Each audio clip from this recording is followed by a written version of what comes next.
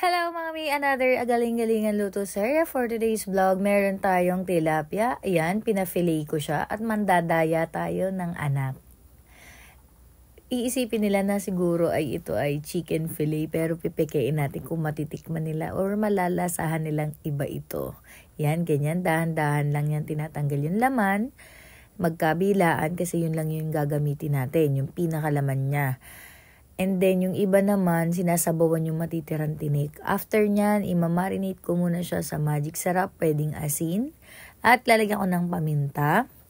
Yan, konti lang. Siyempre, yung durog. At after nya, lalagyan natin yan ng kalamansi. At siyempre, for masakit yung kamay ko dyan. Kasi nga, may sugat-sugat. Ayan.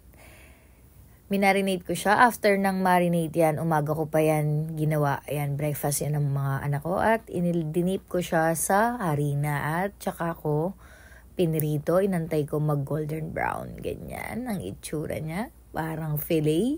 Kailangan nga lang i-display ng nakataob para hindi mahuli na isda ito. Yun lang!